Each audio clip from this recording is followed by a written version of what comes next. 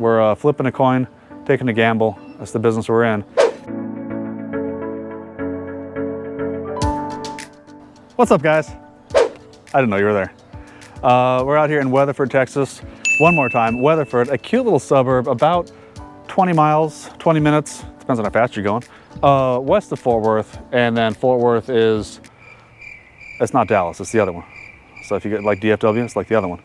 Anyway, this is a great house. This house has a really cool story. We're out here at 3,500 square feet, something like that. Big, massive house. Cool house, like a really cool house. Funny story about this house, actually. Let's talk about it. So we originally walked this house about 3 months before we bought it. Anyway, on all the Facebook groups and all that stuff, we know investors all around the town and all that good stuff.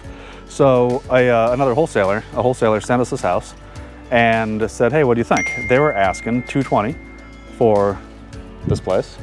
And on the surface, $220 looks like a pretty good price because, again, massive house. So actually I was in town. I don't necessarily walk things before we buy them every time because we do the volume that is just not really, I'll be honest, it's not really feasible. But I happened to be in town. We were checking on a couple other projects going. I think we had 3 out here at the time, and walked through the house, walked through it with our acquisition manager, Aaron. And as we'll see when we get inside, it was a little unconventional on the floor plan. And it was at a price point where, so the thing about Weatherford is great suburb, great kind of median home price kind of place. The higher end market is a little speculative, and we don't like playing a whole lot in the speculative field because we like a repeatable process, because we all know, and you can see on some of my other videos, we talk a lot about it in our business. It's not necessarily that the product is repeatable, because the product is individual to the house to a certain extent, but the process is repeatable. The tile that we put in is repeatable, the flooring that we put in is repeatable, the process for acquiring the house through our marketing is repeatable. You get higher end, you get more custom, more specialized. We can do it, but it also means that it takes more attention, more time. So you'll notice a lot of features that we do that are very similar in here, but that's also because of kind of where we bought it at price point wise. And also because we do put in a product that migrates to this kind of price point. But my point about all that is, Weatherford, price point wise, for an ARV, high-end market, it doesn't move as fast as maybe a Dallas, maybe a Plano, maybe if you're in like a high-end neighborhood in one of the coastal cities.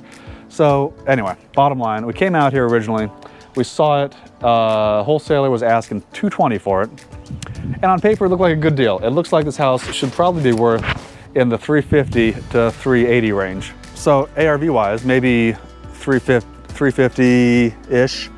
But the thing about bigger houses is more square footage means more work, means more money, means more rehab. For example, stuff like that pool, big unknown in the middle of winter. How's our pump? How's our filter? How's our pipes? I don't know. At like $220, we just thought, the numbers, yeah, we'll make some money on it probably, but we're not really sure, so we're gonna pass. So we gave it back to the wholesaler. We never had it locked up from the wholesaler. We're not in the business of doing that. And honestly, didn't even think anything else of it for another couple months. So we get our, I'll even tell you, we don't really talk about how we do marketing that much on this part of the channel because it's more about walking through deals. But we get a PPC lead. So someone clicks our website and fills out a form and says, hey, I want to sell my house. So we're like, all right, okay, that's the business we're in. We're in the business of buying houses. I pass off the lead to one of our acquisitions guys. Actually happened to be the same one. It was Aaron. And I just send him the lead. He says, hey, talk to this guy, see what's going on. He calls me. He doesn't usually call me because he doesn't need coaching on per deal. And he says, hey, we know that house. I'm like, we know that house? I don't know that house. Anyway, yeah, no, we know that house. We walked through it 2 months ago. I'm like, really? So I asked him, well, who's filling out the form?